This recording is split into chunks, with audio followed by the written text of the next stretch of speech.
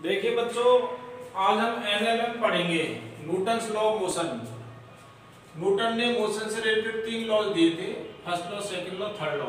First law में बोला उन्होंने कि प्रत्येक ऑब्जेक्ट अपनी वेलोसिटी में चेंज का अपोज करता है। प्रत्येक ऑब्जेक्ट स्वयं की वेलोसिटी में जो चेंज है, वेलोसिटी चेंज होने का क्या करता है, अपोज करता है। उस अपोजिशन को इनर्शिया कहते हैं। इसका मतलब प्रत्येक ऑब्जेक्ट अपोजिशन रखता है, अपोजिशन इनर्शिया कहलाता है। इनर्शिया जो है उसके मास का डायरेक्टली प्रोपोर्शनल होता है। जिसका मास ज्यादा होगा उसका अपोजिशन और चेंज इन वेलोसिटी भी ज्यादा होगा। तो प्रत्येक ऑब्जेक्ट अपनी वेलोसिटी क्या रखना चाहता है, कांस्टेंट। यदि वेलोसिटी हम चेंज करना चाहेंगे तो बाहर से हमें एक्सटर्नल फोर्स लगाना पड़ेगा, तो ये वेलोसिटी चेंज होगी। विदाउट एक्सटर्नल फोर्स उसकी वेलोसिटी कांस्टेंट रहेगी, क्योंकि कांस्टेंट रखना चाहता है प्रत्येक ऑब्जेक्ट। ये उसमें प्रॉपर्टी होती है हर ऑब्जेक्ट में। तो प्रत्येक ऑब्जेक्ट में जो वेलोसिटी कांस्टेंट रखने की प्रॉपर्टी होती है, उस प्रॉपर्टी को इनर्शिया कहते हैं। इसलिए इस फर्स्ट लॉ का जो नाम है वो लॉ ऑफ इनर्शिया है। लॉ ऑफ इनर्शिया क्या है? Every object want to keep velocity constant. This property of object is known as law of inertia. Second law, किसी ऑब्जेक्ट पर लगने वाला जो एक्सटर्नल फोर्स है वो rate of change of linear momentum with respect to time के equal होता है। किसी ऑब्जेक्ट पर लगने वाला एक्सटर्नल फोर्स उस ऑब्जेक्ट के लीनियर मोमेंटम की rate with respect to time के इक्वल होता है।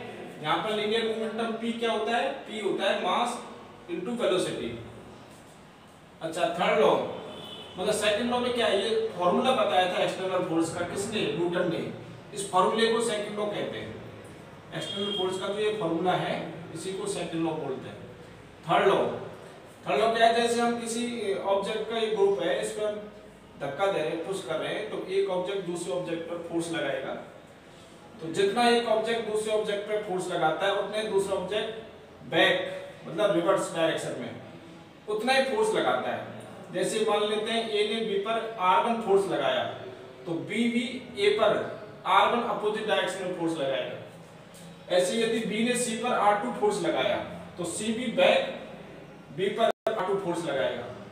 तो जैसे ए ने बी पर लगाया उसको एक्शन फोर्स कह रहे हैं, तो बी वापस ए पर R1 फोर्स लगाएगा अपोजिट डायरेक्शन में, उसको रिएक्शन फोर्स कहेंगे।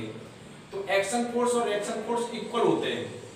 तो ये जो थर्ड लॉ है इसने ये बताया था जितना एक्शन फोर्स होता है उतना ही रिएक्शन फोर्स होता है अपोजिट डायरेक्शन में। इसलिए थर्ड लॉ को लॉ ऑफ एक्शन रिएक्शन भी कहते हैं। तो एक्शन दोनों फोर्स मैग्नीट्यूड में इक्वल होते हैं, डायरेक्शन में अपोजिट होते हैं। ठीक, तो थर्ड लॉ के अकॉर्डिंग क्या है? Every object on another object exert a force, then another object on first object exert equal magnitude force but in opposite direction. Another object also act on first object force equal in magnitude but opposite in direction. This law is known as third law or law of action reaction law. तो ए ने B पर जितना लगाया उतने B ने ए पर लगाया वापस अपोजिट। ऐसे बी ने जितना सी पर लगाया सी ने भी वापस उतना ए पर लगाया, इक्वल इन अपोजिट। अब हम बात करेंगे law of conservation of linear momentum. Law of conservation of linear momentum को हम सेकंड लॉ से समझ सकते हैं। सेकंड लॉ क्या है? ये फॉर्मूला, इस फॉर्मूले से समझ सकते हैं। क्या फॉर्मूला है? एफ एक्सटर्नल बाह्य बल external force equal to rate of change of linear momentum with respect to time. तो देखिए बच्चों, ये डिप्रेसिएशन वाला फॉर्मूला है।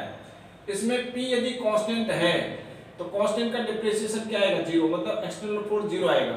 अब हम अपोजिट सोचें, यदि एक्सटर्नल फोर्स 0 हो तो p क्या होगा? कांस्टेंट। तो यदि किसी ऑब्जेक्ट पर एक्टिंग एक्सटर्नल फोर्स 0 है तो उस ऑब्जेक्ट का लीनियर मोमेंटम कांस्टेंट रहता है, उस ऑब्जेक्ट का लीनियर मोमेंटम कंजर्व रहता है। यही लीनियर मोमेंटम कंजर्वेशन लॉ है। इसको डिफाइन कैसे करेंगे? If acting force on any object, if external force acting on any object is equal to 0, then linear momentum of that object will remain conserved. तो ये हमने 3 लॉ के बारे में डिस्कस किया और लीनियर मोमेंटम कंजर्वेशन लॉ के बारे में डिस्कस किया। Thank you very